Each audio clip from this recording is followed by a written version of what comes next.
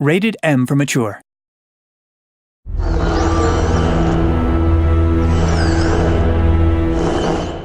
Welcome to the final episode of Playing Dead. I'm your host, AJ Locascio. Today we'll be talking to the directors of episode 5, Sean Ainsworth, Jake Rotkin, and Sean Vanneman. We'll also be talking to the creator of Walking Dead, Robert Kirkman. And we have a special interview with the voice of Lee Everett, Dave Fennoy, right here on Playing Dead.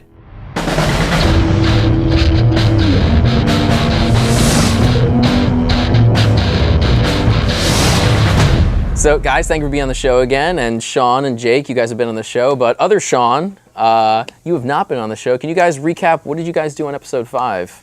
I was the lead cinematic artist, and I co-directed with these two guys. Yep, I directed some of episode 5 with these guys, and also I was a designer on the game. I was the writer and co-did those things, except lead choreography, which was your only charge, and you did quite well. Oh, thank you. So the first question is, did the entire season turn out the way you guys had pictured it, the way you had envisioned this whole thing?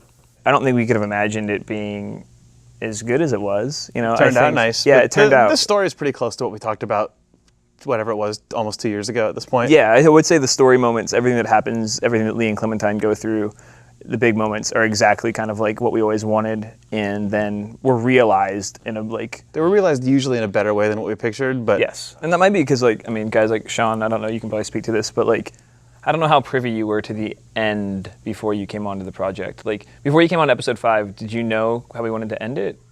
Yeah, I'd heard things, but it worried me at the time.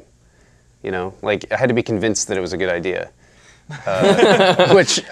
It's true. I was like, we're going to kill the main character, lame. But then, you know, I was convinced that it was the right move. So the fan outcry on Facebook, on Twitter, on YouTube, people crying and screaming.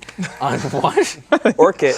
No idea. Okay. But people have been going nuts. And did you guys, I mean, did you envision this sort of crazy emotional outpour, this response? Because it's huge. I think it's important that you get a fulfilling ending. And I think that was our main goal.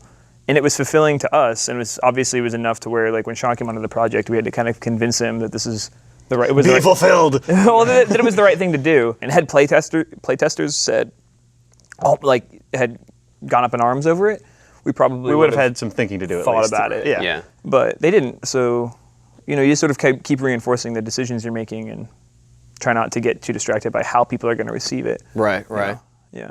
So people were literally filming themselves on the internet, crying, reacting to Lee's death. I mean, what did you guys think about that? Part of what people are doing when, if people started out the game knowing how it was going to end, would they have put their entire playthrough up on YouTube? You know, Yeah. It's like, because, you know, you get a camera in somebody's face and you get to see their actual reactions to things. And if they knew how they were going to be reacting to things, you know, when they set out to do it, it's disarming in a way. It's kind of cool to see. So the music of the game was phenomenal. Jared Emerson Johnson knocked it out of the park. And the song at the end, which is, I can never remember, Take Us Back by, I don't understand. Alila Diane. Yeah, that's a pretty heavy song. When that rolled up, I was just like, you know, sad as it was, and then that song happens, and you're just like, you go a little dead inside. Like, what made you guys choose that song? It's perfect. Yeah, you know, it was just a song that was just exactly right. It was exactly what it was. I listened to that song probably 500 times, I don't know. And it's just about wishing you were in a different moment that had come before. Right. You know, and everybody can feel that way. Everybody can, you know, remember what it's like to be a little kid and kind of have nostalgia for their family or lost a loved one. It's just like the most human thing ever. And so Jared's work on the game, the score he did for it's amazing. How did you guys work with him? How did that work out? The first thing that we needed to get set down was the art, so we had this picture drawn. And the second thing that we needed to know was, what the heck does this thing sound like? So we started talking to Jared, who's been the composer on, I think, every Telltale game all the way back to the first Bone games they did in like '06. So we just started off by him showing up with probably like 200 or 300 songs that he had cataloged. He said, maybe the game sounds like this. Maybe That's actually how we like found the Tom Waits song that we really liked. Yes. Yeah. It was in his catalog.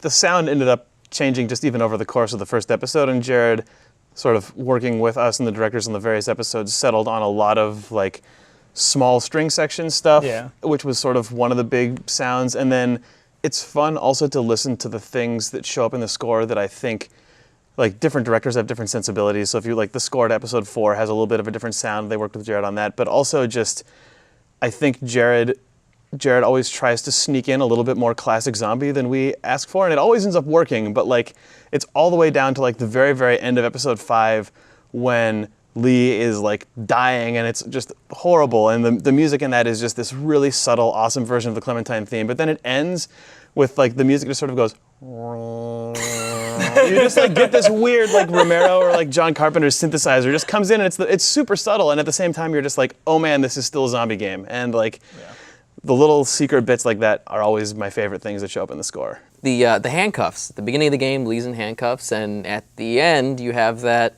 You know, if you choose to do it, and he's in handcuffs again. It was just like, obviously this must have been a conscious... interactive callback. You choose how, Yeah, your closure. it's so funny. Like you want to, I think we all want to sit here and say, oh yeah, that was a brilliant... knew that was happening. No, Mark Darren walked into a design meeting with the idea for handcuffs being part of the puzzle.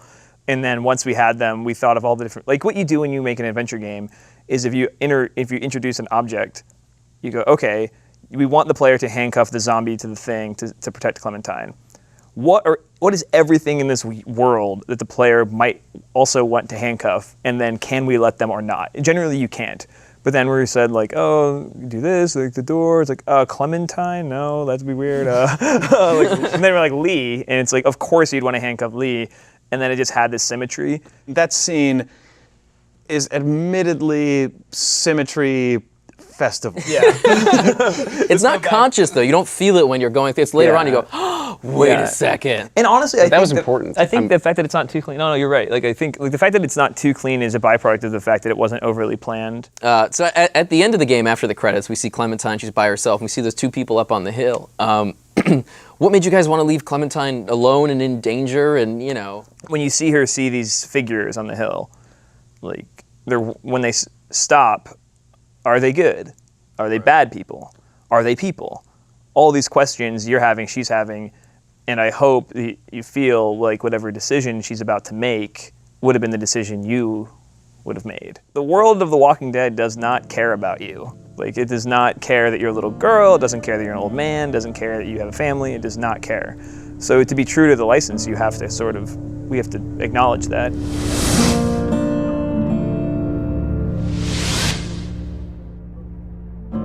So Robert, thank you for being here today. Thanks for having me. Yeah, of course. So first question, how do you feel about the way the whole season went? How do you feel about how it wrapped? You know, it sounds a little cliche, but I have to say I couldn't be happier. I think that it's a tremendous risk to do anything with The Walking Dead just because, you know, I can't be 100% hands-on with everything, so I could have never expected the response to be so positive and for the game itself to be so awesome. I mean, I always knew it was going to be good, but it is an incredible piece of work, and you know, I'm pretty happy with how it turned out.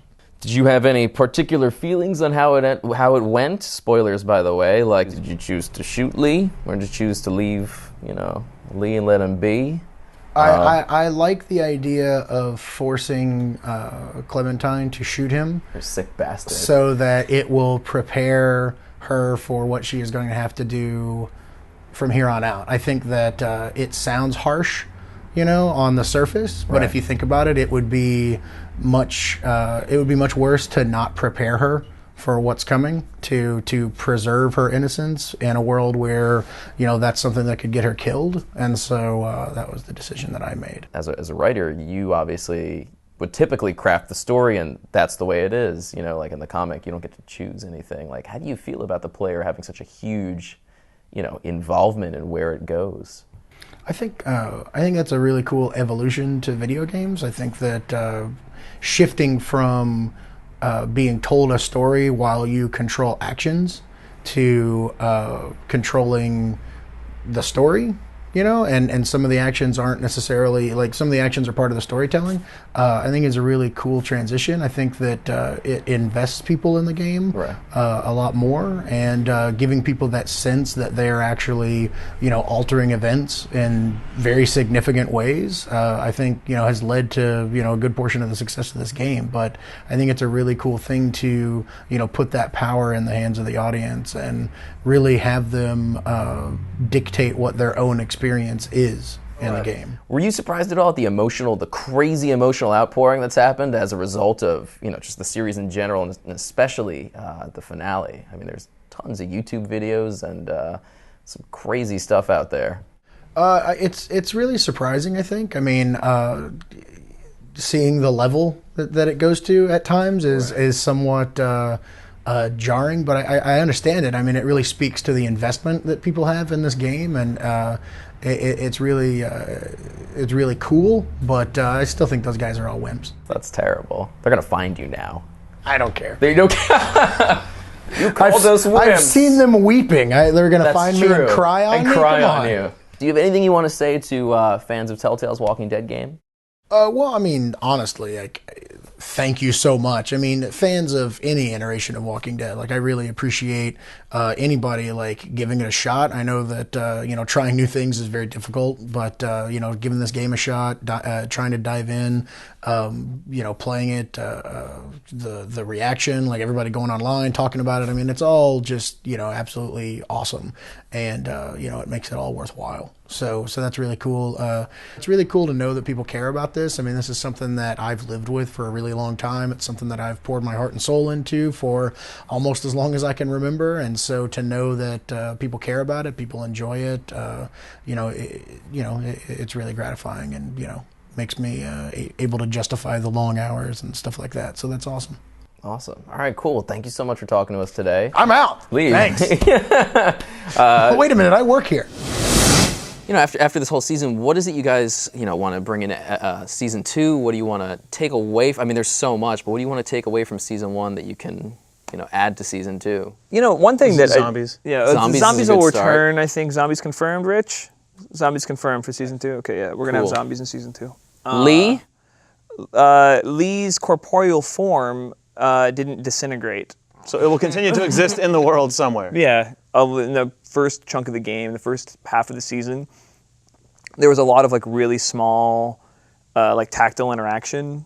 Taking your handcuffs off, especially there was stuff in St. John's Dairy. There were things that were just felt really more tiny in the details. Right. And I'd like to bring some of that stuff back. I think the nature of the story in season 1 becomes as soon as the idea of getting off the mainland is on the table, and especially once Clementine goes missing. The scope of what you're doing gets bigger and bigger. The scope gets bigger, so we kind of got away from some of that smaller detail stuff. The idea of picking up fine little things. That's why I actually like the end. The end is back to that small scope, which I like. Yeah, well, the other thing about episode 5 especially is that, you're not focused on details. You just want to get to Clementine. Yeah. And so, it didn't make sense as much, but I agree that, it's cool. It's when it feels the most like a real human problem, which feels like The Walking Dead to me, and it's also just a thing that I don't think you do in a lot of games, especially not in zombie games. You're usually not using a screwdriver to unscrew spraying a bolt. A crowd of right. It's and it's cool that we're given the opportunity to make a game where that is somehow compelling to play. So character design is huge for this game because you have to. I mean, they're the crux of the game. They are the character. Yeah, you have a lot of characters in this game, and obviously it's the most important aspect of the game. Can you guys talk about what what went into the design, the animation, the kinds of choices you guys made? With The Walking Dead, I think we looked back at a lot of the stuff we'd done before and tried to learn a lot about it. Or we really wanted to try and strike a balance between someone who's relatable and looks real, but at the same time looks like they sort of come from the world of the comic book and also from a world where you can stylize it a little bit. We definitely went for this look that emphasized eyes and emphasized basically this part of a face. Right. And if you pay attention, you'll notice that everyone actually has really big weird eyes, which somehow hides itself nicely inside of the style. But it was entirely done to give our animators and our cinematic artists the ability to just push the mood and the emotions that the characters were in way further than you could if we were locked into a really realistic look. And I don't know. You actually made Lee act in the game, so you can talk about it a little bit. Well, it's especially important when to have really expressive faces when somebody needs to go like they do in The Walking Dead from really angry to sad to happy to there's just so many different emotions that people go through in these games, and having a really expressive face helps enormously with making that read, especially when we do some of the more subtle stuff where people are not actually talking, you know, like that's a lot harder to do. So it's really nice to have somebody you can just look at them and know if they're mad. Right. Dave Fennoy and Melissa Hutchinson were amazing as Lee and Clementine, respectively. But the rest of the cast, how did you guys go about assembling that team? They're incredible. It was just really, really, really tough. But when you found somebody who understood what we were trying to do and just brought something extra to the lines, it was like magic. Right. Sissy Jones, especially, she plays Katja. And to send out a casting call for, you are 40 and from Belgium, but have been living in the United States, married to like a fisherman for the past 12 years. Right. So your accent's kind of fallen off. Nikki Rapp was actually probably my favorite, like most awesome VO surprise, because Nikki Rapp played Lily, but Nikki Rapp also played Lily in Psychonauts, the little kid who's the love interest of Raz, and then she also played Morgan Le Fay in Tales of Monkey Island, and those roles are just really sort of bubbly and really frantic, and also just 3 times more high pitched. Like she's playing. She often gets cast. Gavin Hammond played Kenny in his stuff in episode 3. He's is amazing, ridiculous. actually. In studio, he's incredible because he comes in and he's just, oh, I'm Gavin, and he sounds like Northern California Gavin, and then he's like, your Al's ready to do this? And you're like, whoa, Kenny! Like, it just comes out, it's like a weird robot switch for him. You don't think about it. You just don't think about it as like, oh yeah, voice actor. You know what I mean? Like you don't. No, they're think, just people. Yeah, like I mean, obviously when I heard Lee, I was like, Hulu guy. You know what I mean? But as soon as I had that thought, I immediately went into like, okay, now he's Lee. I'm a father, and I just put myself in the situation of how would I be with my daughter in some horrific situation. Lee strikes me as a person who is not perfect, but is trying to do the best he can and has taken on, I call it God's work, in taking care of this child. That alone redeems him for me. When I look at the whole performance, I feel very good about it, and I think I was able to get a performance that touches people because the writing is very good. I was having lunch with Sean Vanneman, and we were talking about black actors and stereotypes and finding voices, and one of the things he was saying is, I'm just looking for somebody real. There are going to be some things in my voice that kind of let you know I'm black without me trying to put on a black thing and, you know, make you think I'm black. You know, that we don't have to do that. How did you feel when you first found out that Lee was going to die? I was pissed off. And I'm still not completely happy with the lead character in the game. You can't kill me off. But as an actor, it gave me some opportunities to emote in ways in a game that I never get. There are scenes in episode 5 where there are actual tears. I felt a real sense of loss, and not that I was dying, but that I would not be there. Even just talking about it now, it kind of gets to me. I've read some of the comments that players have made about themselves playing the game, and really the game making them face who they are and the choices they make in this game and translate that into life. So I really think this is the gaming world growing up. It's really about life and choices. What kind of person are you really? So I've got some stats here from the finale. 70.5% of people chose to cut Lee's arm off after being bitten. I did, because I was like, screw that, I want to live, so I had him cut it off. That was a painful scene. Like, as I was going through that, I was just like, oh, one more. And, like, obviously I've seen shows where I've seen arms removed. I've seen arms removed, happens all the time. But no, we've all seen shows where someone has to do something like that, or there's some sort of amputation. But that was the first time where I was just like, your gag reflex is going, because you're doing it to yourself, essentially. But you're making it happen. You were playing with Lee alone. Alone, too. Which means that you cut your own arm off. Yeah. If you have people with you, They hold you down. they'll hold you down and do it, but it's still gross. Unless you're with Ben. Yeah. when arguing with Kenny in the attic, 72.9% of players lost their temper.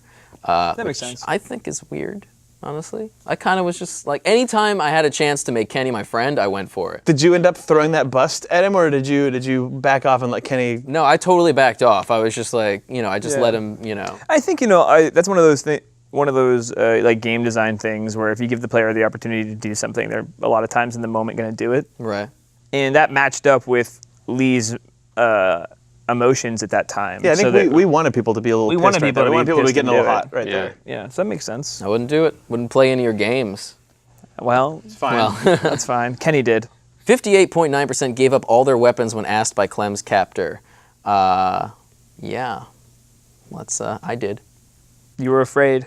I was scared. I wanted to You save didn't have to. Clementine. You could have He's a kept scary, it. Yeah, you scary could've kept it. man. I was worried that guy was going to do something, though. Yeah, I don't think we knew. We didn't have. But I liked the way we that didn't have scene any played out. Yeah, Where he's Yeah. just like, give me your stuff. He's like, I don't have anything. I think that Give was me your stuff. Oh. that was it was one of the places where I think we were a little more sort of cheeky with that than we usually are, where it was like, if you choose to try and be a hard ass and keep your weapon, you have the opportunity to use it on the stranger, but he just knocks it away. Whereas if you do let yourself get disarmed, it gives Clementine the opportunity to pick it up and whack him in the back of the shoulder with it. Yeah. The best one is when players do nothing though, and Clementine just walks up and goes and hits him in the head, like looking at you like, what? Okay.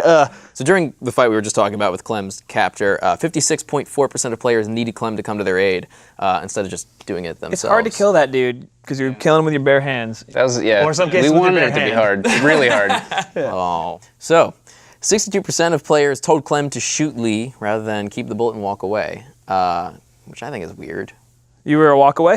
Yeah, I was just like, You were no, you were in the don't- minority of stats on this whole episode. It seems like I'm maybe. a minority. What can I say? It's funny. It depends. That's generally when I meet somebody who's played the game, that's the first thing I ask them. What did you do at the end and why? And everybody has a different, not necessarily there's only two things you can do, but everybody has a different why. Right. Everybody, it's always, some people are practical save the bullet, as the cue card says. But a lot of people didn't even think about that. There's like, I didn't want to put her through that needlessly. Things Right. like that.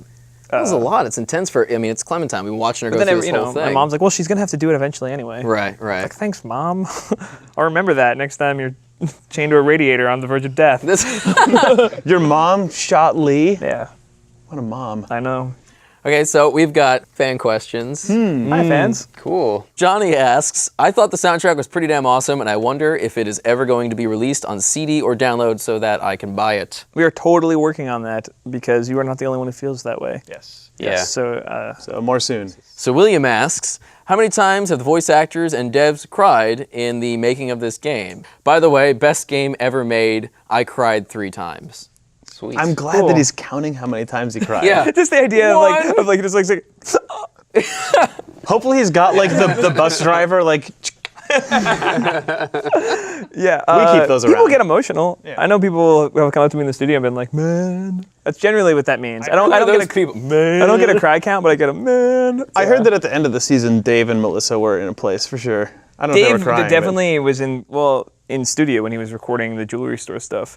So our friend Gray asks, did you guys approach this game with the need to tell a good story, or with the idea that you're giving a player a space to tell their own story? Oh, that's a really great question because I think that gets to like some sort of like very philosophical decisions people make in game design.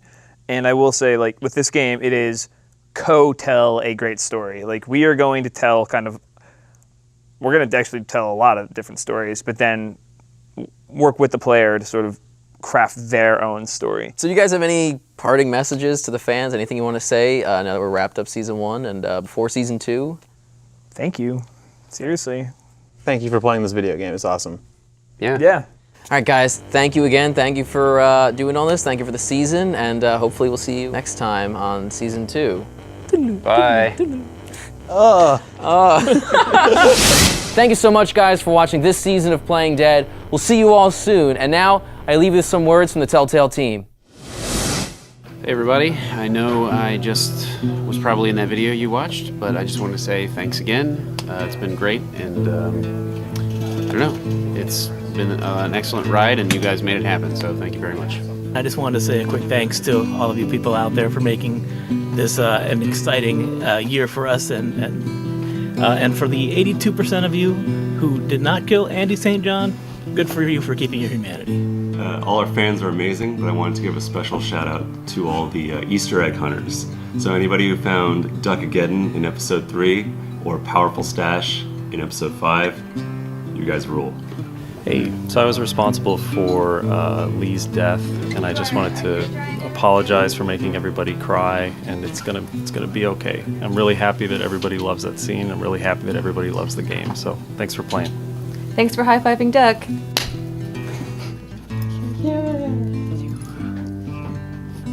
So happy. This is our fan art wall. This is a collection of fan art that we've been finding throughout the web. The game is so grim that it's their way of dealing with the horrible things that happen to some of these people. Yeah, they want things to be a happily ever after story so much that they create their own alternate reality. There's a lot of cool fan fiction out there and fan art that kind of depicts that, but there is some that's still very real, like, the St. John's Brothers stuff going on. Yeah, so. But then, down here, Kenny saving Ben with his winged mustache. Well, it shows the give and take between fan and developer. The fact that we inspire them to make this fan art, and they inspire us through the fan art to continue to make great games. I think it's a great cycle. So we worked really hard on The Walking Dead, and we did it for you guys. But to be honest, there were times when things got really hard, when we were tired, when we were exhausted. And in those times, all we had to do was go to our forums or read online all the stuff you guys were saying about the previous episode or all the speculation for the next episode, and it really energized us. It energized the whole team. So thanks for the energy. Hey, fans of The Walking Dead, all right. Thank you so much for doing the season with us, because without you it does not exist, and without your feedback and what you love and what you hate and everything else, we're always watching, and it helps the games get better. So thanks for enjoying it, and thank you for supporting Telltale, and glad it was fun for everyone. Yeah, thanks for downloading, thanks for trying an episodic game, thanks for many of you trying your first Telltale game. We hope you really enjoyed it. We're looking forward to making more for you. Season 2 is on its way. And thanks again.